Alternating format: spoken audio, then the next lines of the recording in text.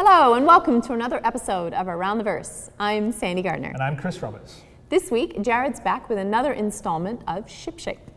Yes, and he'll be taking a look at the Aegis Reclaimer and the Tumbril Cyclone, both of which are scheduled to be flyable, or in the case of the Cyclone, drivable in Alpha 3.1.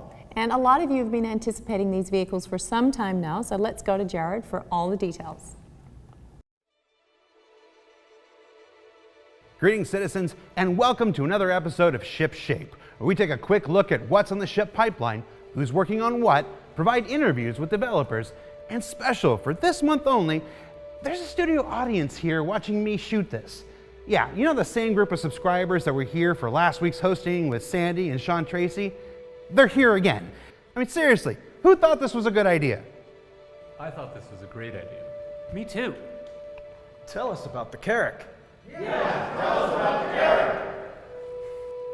can go now. You can go. I'm your host, content manager, Jared Huckabee. Now, behind me, you see the ship pipeline, an ever-evolving, continuously refined process that ensures we bring you the best quality spaceships for your Star Citizen experience. Now, looking at it now, we can already see that there have been quite a few changes from the last month, like the Constellation Phoenix, which is now in the gray box modeling stage. That's exciting. There's also the Hammerhead, which is now in the gray box final approved interior stage, which is pretty cool. We've also got the Hurricane and the Avenger reworks that have made it to the final modeling and surface tweak stage. And that's a subscriber visitor who somehow made it onto the ship pipeline. Carrack forever indeed. To get things started this week, we've got the first of two updates on ships making their way to Star Citizen in the upcoming Alpha 3.1. It's the big industrial salvage ship that could, with a reinforced cargo bay, long-range jump drive, tractor beams, unmanned drones, floodlights, and more. Let's check in now with the team currently working to bring the behemoth Aegis Reclaimer to life. The Reclaimer is the first salvage ship in the Aegis branding. Its purpose is to travel to find distant wrecks of ships and reclaim those salvage parts to be used for trading. The original inspirations were themed around the Nostromo from Alien, just that thick industrial feeling. We wanted to get across the griminess and the sweatiness of the spaces and just make it feel like somewhere that wouldn't be comfortable to live in, even though you're on there for long stretches at a time. This is a long distance ship, so it comes with its own kitchen and its own mess hall that you can get all your food from, and there's a crew quarters, because the ship is a 5-man crew ship. So we've got a crew quarters, which has 4 beds in it and a bathroom and toilet. We also have a captain's quarters where he gets his own office and his own bedroom and toilet. There's the engineering deck, which has the engine room on it and a whole host of components in there, and that's where the actual power of the ship is all generated. There's a salvage room where the salvage gets stored after it's been processed. On the tech deck, there's a drone bay, which houses 4 drones and has 2 seats for pilots to control the drones from.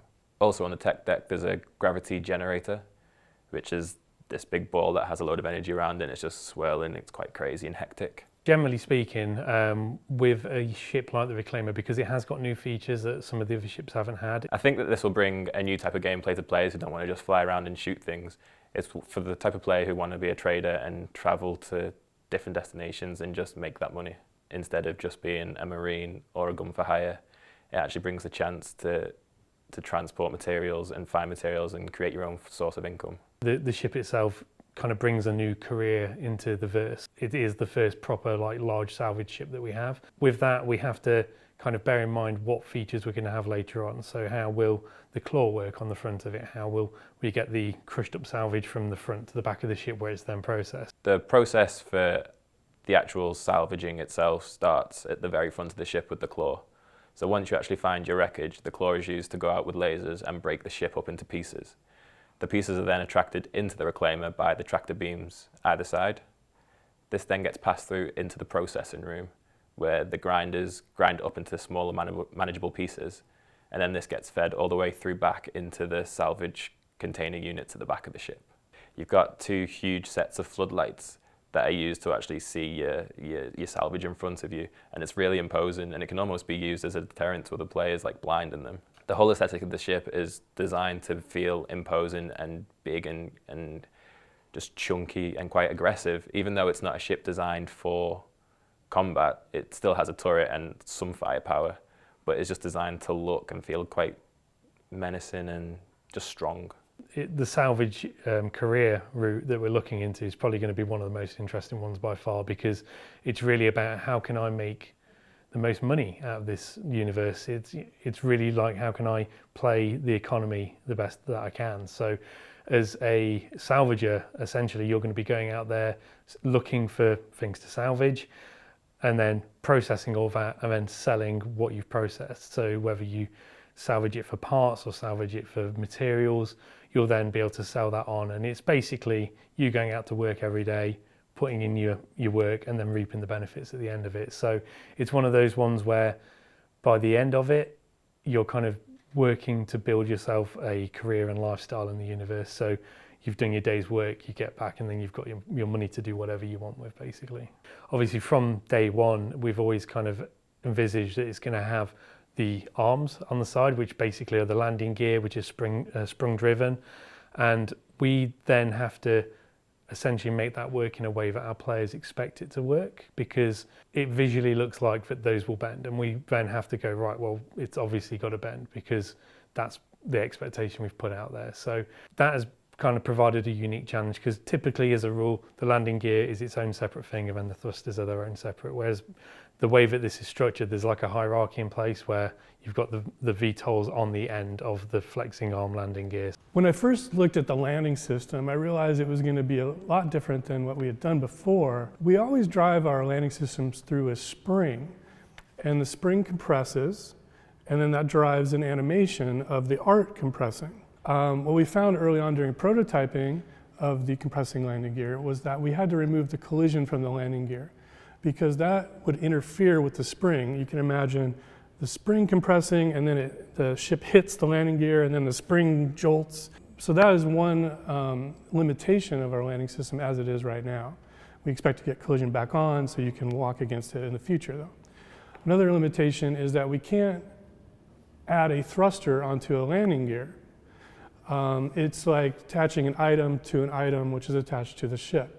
That's also going to be solved in the future through the item 2.0 process, but today the landing system is still in its original form. The other issue is that we are unable to detach segments of a landing gear. Once the object's been skinned and it's one welded mesh for optimization reasons, you're unable to detach little bits. So looking at the landing system on the Reclaimer, I knew we wanted to blow off these big housings on the sides, but if it was all a landing gear from the arm all the way to the toes, then we wouldn't be able to detach certain elements. So after talking to Mark Abent, we formed a plan where we would start to drive pieces of the hull. We'd leave the arms in the hull of the ship and then just make these feet the landing gear, actually. So those wouldn't have any collision, they wouldn't take damage, but then you'd get the UV2 damage and detach events on top. So proceeded to start working on the model, and we had to separate a lot of meshes. Every time you separate a mesh to make a piston work, you also have to worry about the LODs, and it became hundreds of meshes to deal with to get all the pistons separated out. And I called on Daniel Grubby, who was the ship artist who helped on the exterior of the ship. So he worked with me, and it was really great. We have a great relationship with the UK.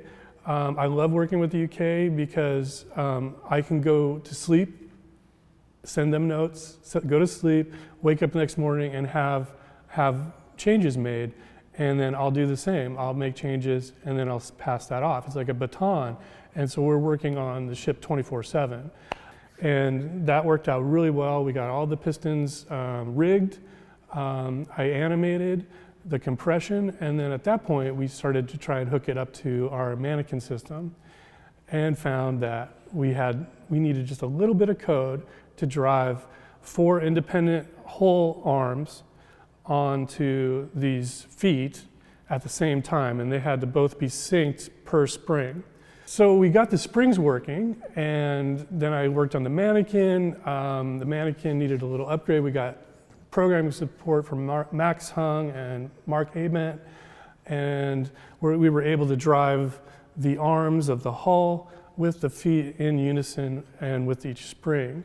And then I took it for a test flight on the planets and failed horribly, and I'm not a very good pilot, but we got it landing and we can drop it on the planet now, and all the springs compress and it looks really cool and massive. The benefit of compressed landing gear to the player is that, well, for one, it looks amazing, right? You want to see the gears working, you want to see the pistons compress, you want to see the weight of the ship, and it gives it a really good feel. But also we found that with stiff landing gear, it created issues landing on planets where you might put a foot in a groove or you land tilted. And what we want to do in the future is really just stabilize that. So now we just have these springs that drive the landing gear, and the springs themselves will find grooves in the planet and settle. And it should be pretty solid and stick. So that's mainly the benefit.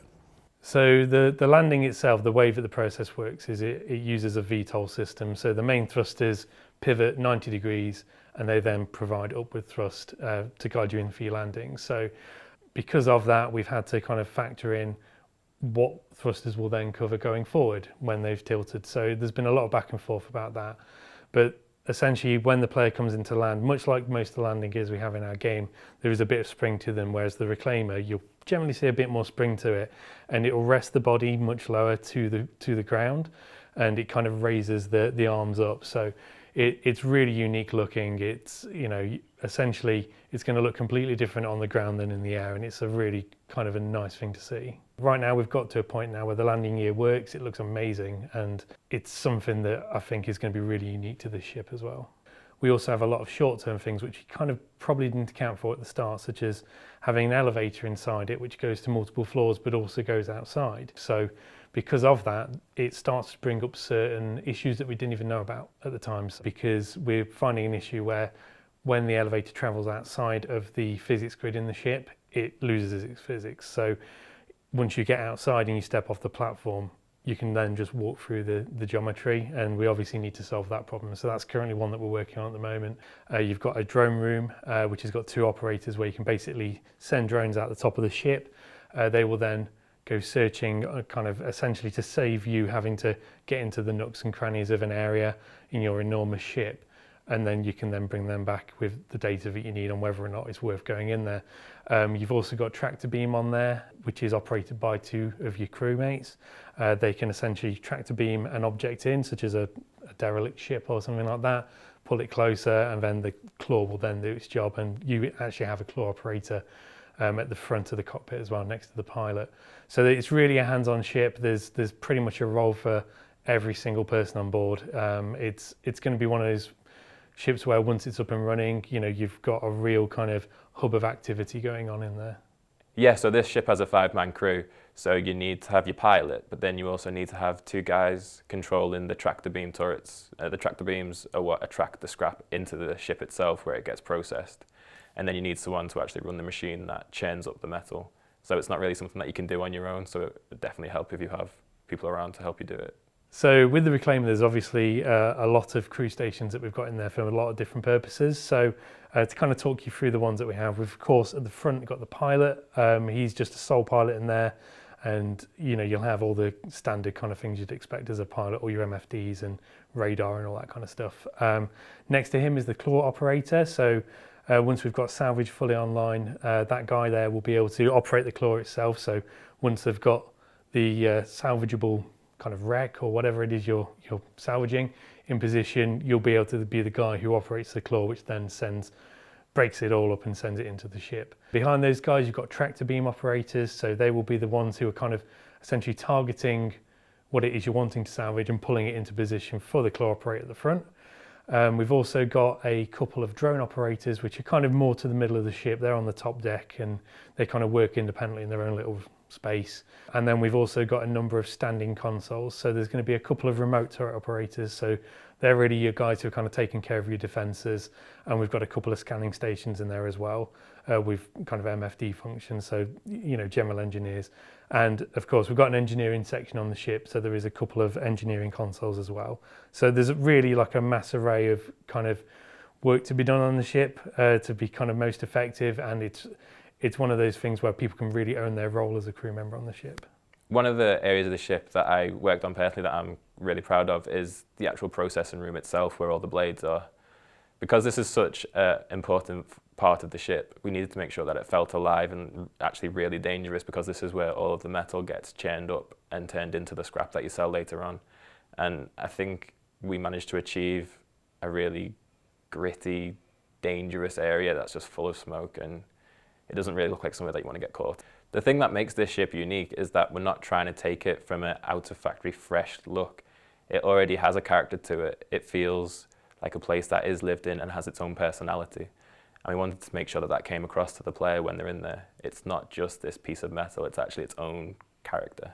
It's very much down and dirty. It's got an industrial look to it, because it is essentially a tool for getting salvage and making a profit off it. To achieve the look and feel of this ship with the griminess and the overall dirty industrial aesthetic that we wanted to go for, we had to come up with some new materials, whereas in the past, using other Aegis ships, we'd reuse materials for it. The QA are going to come back to us with a lot of usability bugs that we haven't noticed just from generally setting up as a first pass.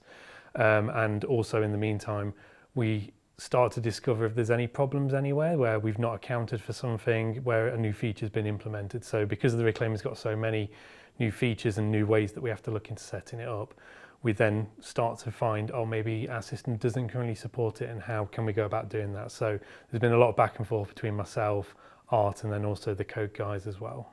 It's just really broadening the careers. It's something that I'm kind of most excited in, because I'm not really much of a combat guy, and being able to kind of sell the idea of a universe means that we can then look into the different aspects of that. So, you know, further on down the line, we're going to have different roles and careers, and it's really just about making it so that when you are part of that career, you have a defined role and you kind of feel you're most invested in that.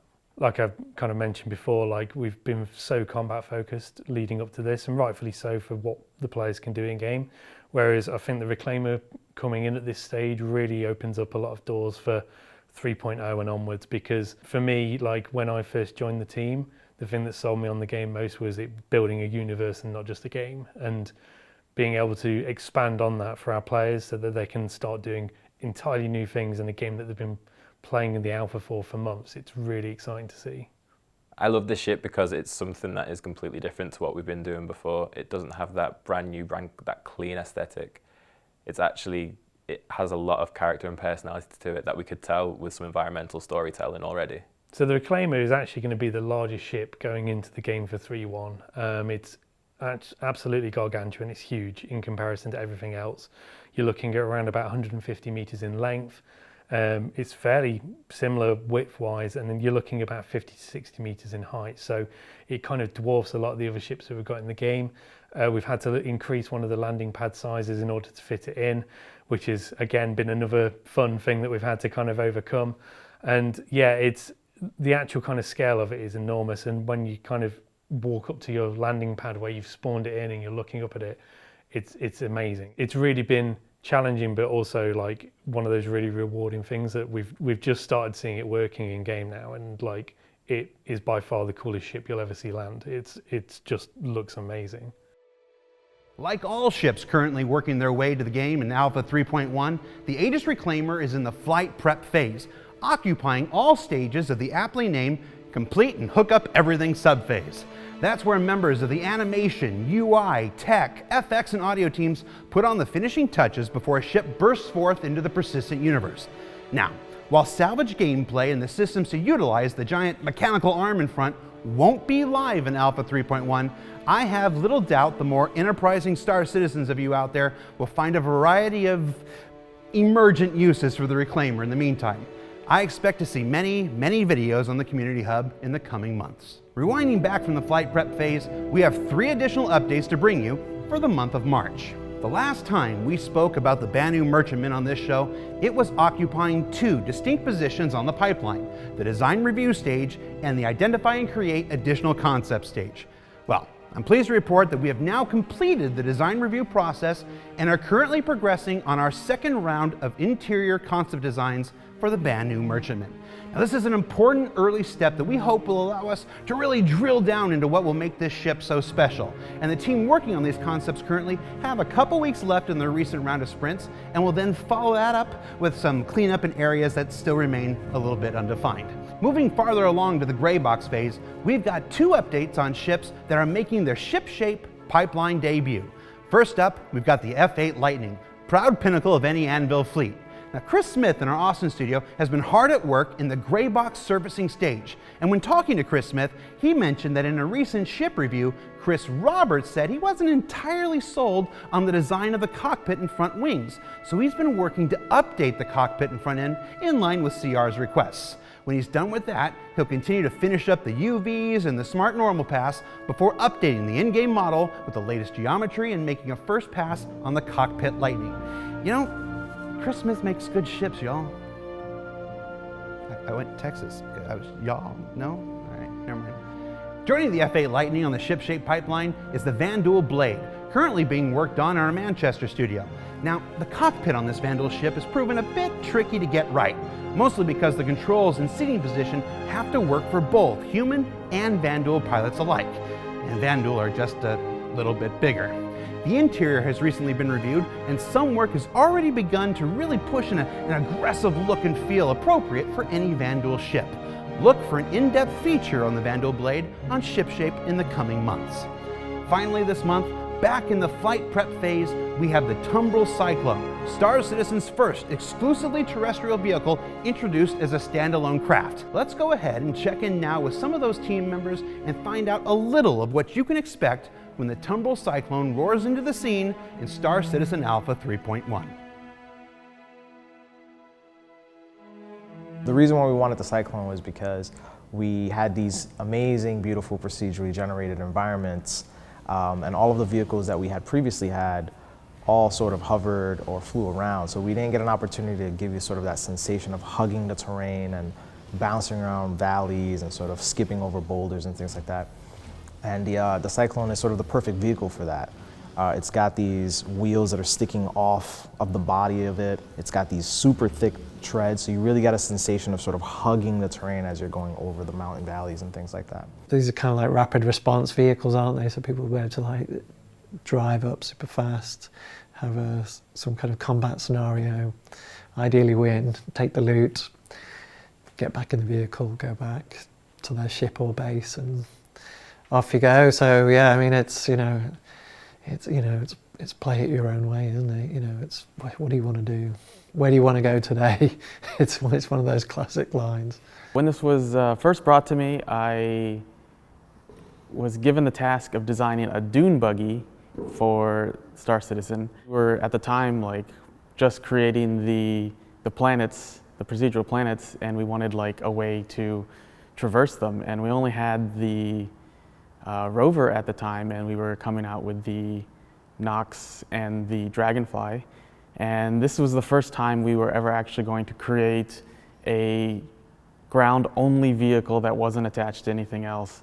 And so they came to me and they're like, we want like a dune buggy, something that's gonna like go fast, go over the jumps, and just, we wanted something that was just gonna traverse the planets as fast as possible while just like being something fun to drive. After that, we went into the design brief phase and concepting, and we kind of were trying to figure out what other utility this could actually encompass. So we wanted just to have like a bare bones version that was just the flatbed with the cargo, and then we were like, okay, what other things can we put into this that will give it utility across like multiple versions?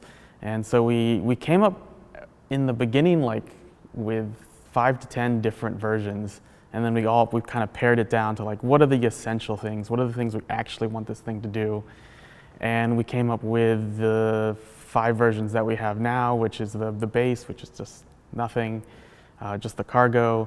We have the turret, because we knew we wanted a turret. We wanted a guy up there like shooting a gun, and we wanted to have some sort of offensive capability. Then we're like, we need something, because we didn't have anything at the time where it was like, that's on the ground, that can actually deal with a threat in the air. So we had to like come up with a version that supported ground troops using anti-air capabilities like flare and chaff, and we gave it an EMP, and then we of course gave it some missiles to shoot down things from the sky. And then we also wanted like just a recon version, something that had a scanner, something that could like basically chart the surface of the moon that you were exploring. And so that's the recon version. And then we just wanted a fun one, just a race one. Originally with the racer version, we like pitched the concept of just putting a ship engine on the back of it. And then they came back and they're like, no, that's a little too extreme for what we're going for, but we still wanted the racing version, so we're just gonna cover it up, make it a little more aerodynamic, put the spoiler on it. We're gonna put like nitrous oxide boosters or something in there just to give you that speed boost. There's a couple of really cool things about being in the Cyclone. For a vehicle this small, it's very cool that it's a multi-crew ship, essentially. You've got a pilot, co-pilot, and then in one of the variants, you'll actually have a gunner sitting up above you.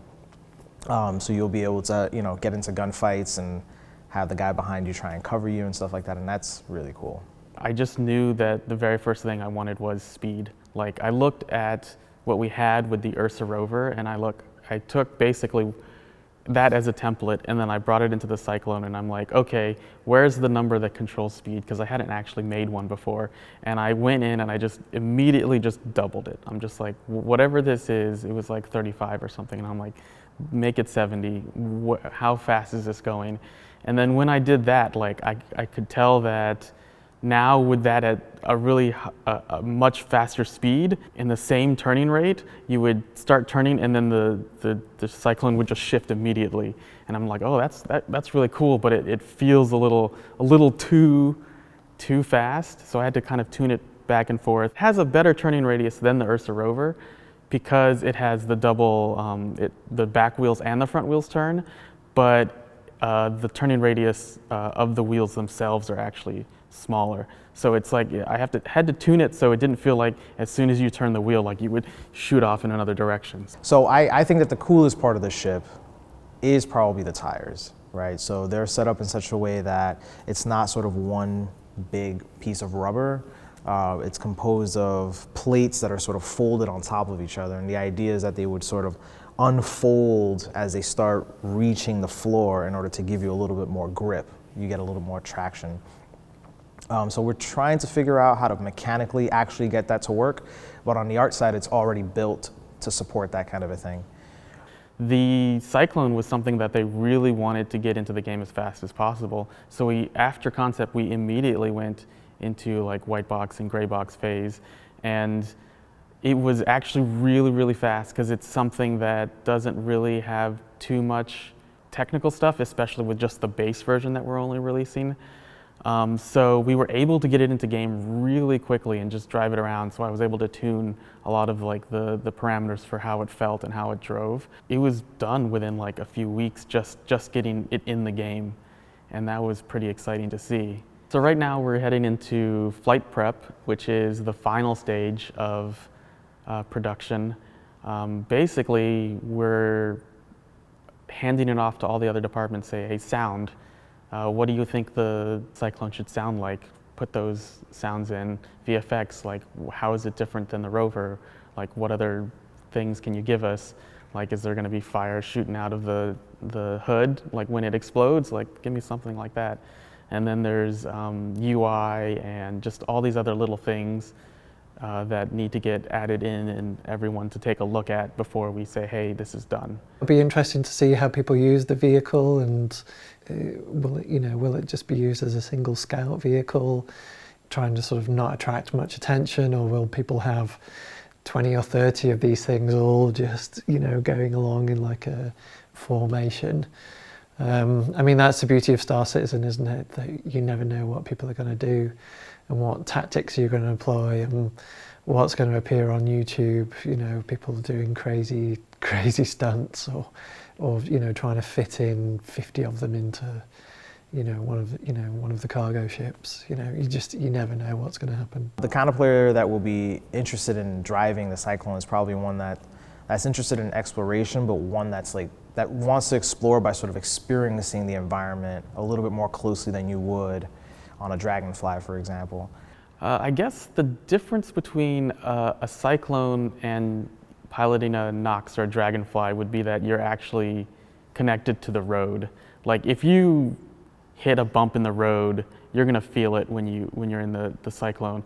When you're piloting a Dragonfly or a Nox, it has those gravlevs, which are kind of tuned to predict what's going to be in front of you and try to like give you a little bit of air to like kind of get over them and like give you these soft landings. Whereas if you hit something in the Cyclone, you just start flying and you go spinning. Like I've hit like a little bump or like someone gave a plant on the surface some collision, and that collision is just a little bit like a little too pointy, and like it doesn't actually, it's not, you run over a plant in the real world and it would just, you know, you'd be fine. But this thing, it had a little bit of collision on it, you hit it and you just like, oh wow, and you just start spinning, and it's just, it's actually really fun. I would probably go for this just because of its flexibility in what it can do. It is versatile. It's not slow. I prefer things to go fast.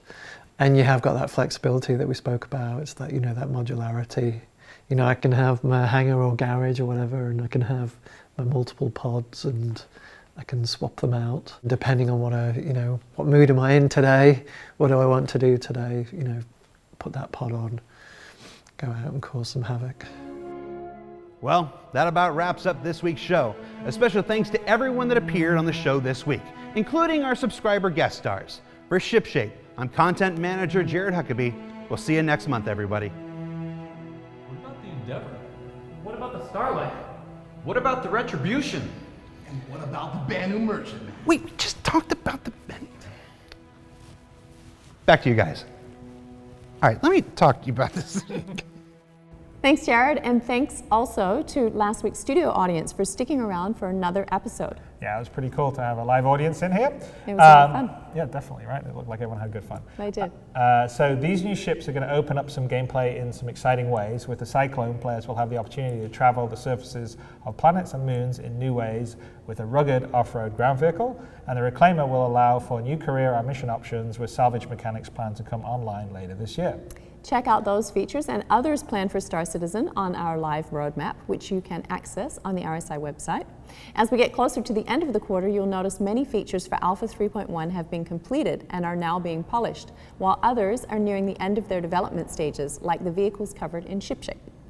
Yes, and one of the other ships that you saw making its way through the pipeline is the Constellation Phoenix, which is a luxury model of the Connie with a deluxe interior primarily designed for entertainment, and it was looking quite good in the preview that Jared showed.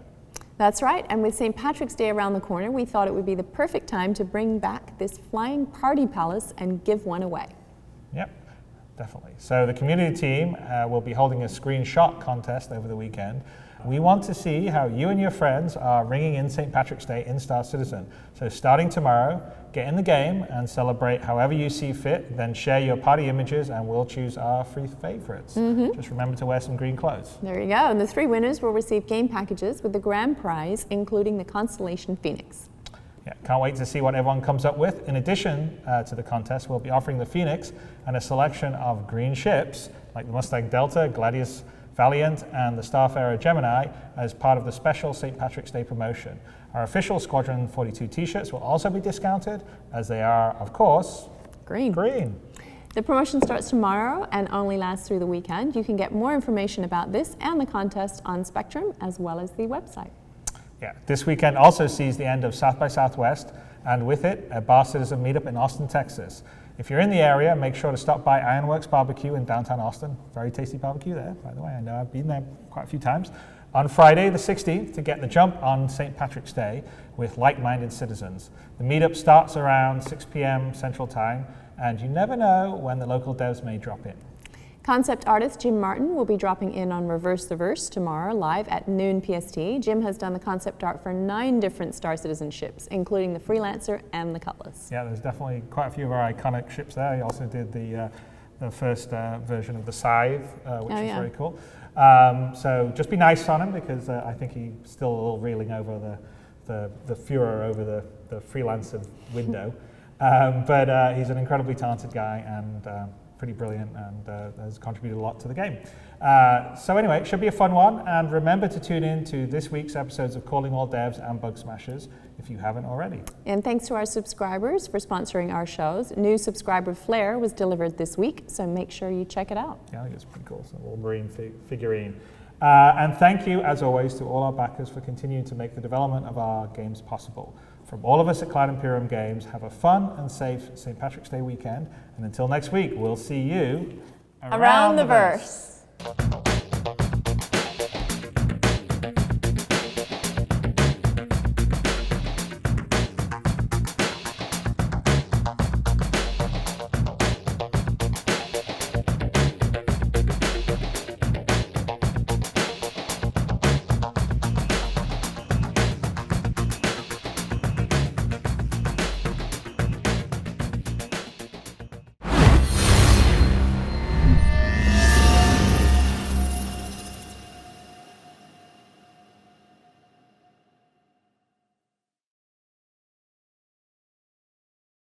Thanks for watching. For the latest and greatest in Star Citizen and Squadron 42, you can subscribe to our channel, or you can check out some of the other shows, and you can also head to our website at www.robertspaceindustries.com.